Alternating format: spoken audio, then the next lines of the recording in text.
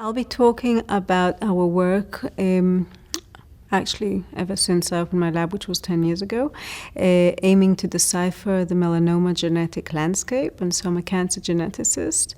And so with the help of many clinicians around the world, we've established a very robust melanoma tumor bank, which we've been using over the years to sequence, using various different sequencing technologies to identify somatic mutations. And so after identifying them, we do a lot of statistical and bioinformatic analysis, and then finally do functional work to really identify which are the drivers, which are the events that drive melanomagenesis and tumourigenesis. And so I'll be talking a bit about that, where we've identified a few new interesting melanoma drivers, as well as looking at how we can use that genetic information to identify neopeptides, which elicit the immune response in the patient.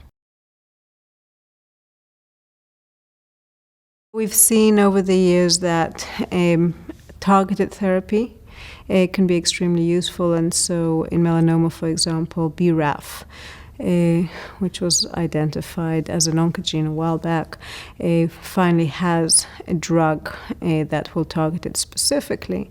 And so we know, and patients who receive this drug show that the tumors do respond to the drug. Unfortunately, there's resistance that develops after that, but we do know that finding the driver events in a tumor can be useful for targeted therapy. So that's one aspect.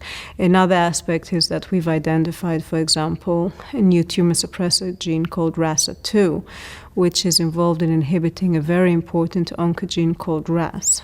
And we know that over 30% of melanoma patients lose the expression of RASA2, and we also know that those patients have reduced survival, significantly reduced survival. And so this is a prognostic marker.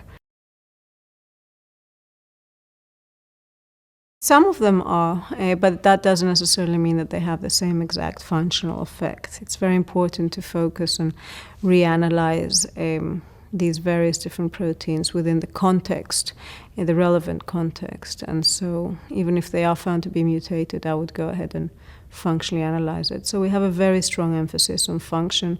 We also develop preclinical models, so we use the cell lines that are derived from patients and modify them genetically so that they recapitulate, so that we can use them for genetic screens, for example, or for proteomic screens to really identify the interactomes that are found in the various genetic landscapes in melanoma patients.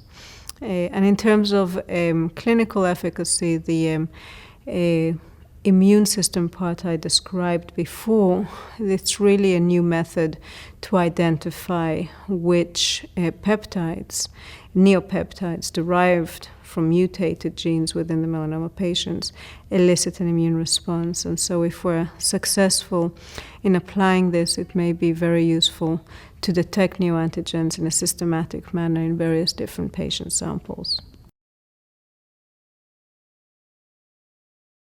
Well, it gives me a boost, obviously. It's a great honor, and really suggests that the direction we've taken really does have implications. And so I'm very proud of my lab's work, so really the people in the lab and what they've been able to achieve over the years.